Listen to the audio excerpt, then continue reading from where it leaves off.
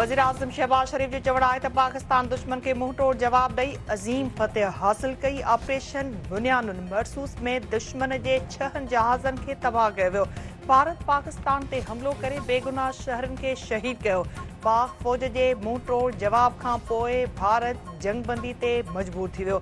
भारत के ख़िलाफ़ ऑपरेशन बुनियान मरसूस जी कामयाबी ते शुक्राने जो क़ौमी दिहाड़ो इस्लामाबाद में मुख्य तक़रीब। वज़ीर आज़म शहबाज शरीफ, चेयरमैन जॉइंट चीफ्स ऐं टिन्ही हथियारबंद फ़ौजनि जे सरबराहनि समेत फ़ौजी सियासी क़यादत जी शिरकत। पाक फ़ौज जे शहीद जवाननि खे भरपूर भेटा। हवाई फ़ौज जे जहाज़नि जो फ्लाई पास्ट। वज़ीर आज़म शहबाज शरीफ जो चवण आहे त पाक फ़ौज दुश्मन खे मुंह तोड़ जवाब ॾेई फ़ौजी तारीख़ जो नओं बाब लिखी छॾियो आहे। भारत बुज़दिली जो मुज़ाहिरो कंदे पाकिस्तान ते हमलो करे औरतुनि ऐं ॿारनि खे शहीद कयो। पाकिस्तान बेगुनाह शहरनि लाइ जवाबी कार्रवाई कई।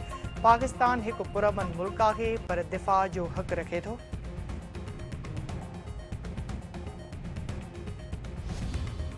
शुक्राने जी दिहाड़े ते मस्जिदनि में क़ुरान ख़ानी ख़ासि दुआउनि सां ॾींहं जी शुरूआत। वफ़ाक़ी राजधानी में 31, सूबाई गादी वारनि शहरनि में 21 तोपुनि जी सलामी।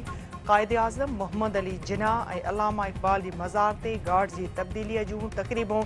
कोर कमांडर कराची जी क़ाइद आज़म जी मज़ार ते हाज़िरी। पंजाब जे गवर्नर सलीम हैदर अल्लामा इक़बाल जी मज़ार ते हाज़िरी भरे दुआ घुरी। वज़ीर आज़म शहबाज शरीफ ऐं army chief general Asim Munir तरफ़ां सीए में रावलपिंडी जो दौरो। ऑपरेशन बुनियान मरसूस में ज़ख़्मी थियल जवाननि ऐं शहरनि जी इयादत। वज़ीर आज़म शहबाज शरीफ जो चवण आहे त पाक फ़ौज ऐं क़ौम जे मुतहद थी जंग विहण जो मिसाल नथो मिले। अवाम जी साबित क़दमी मुल्क जी फ़ौजी तारीख़ जो हिकु फ़ैसिलाइतो बाब लिखी छॾियो आहे।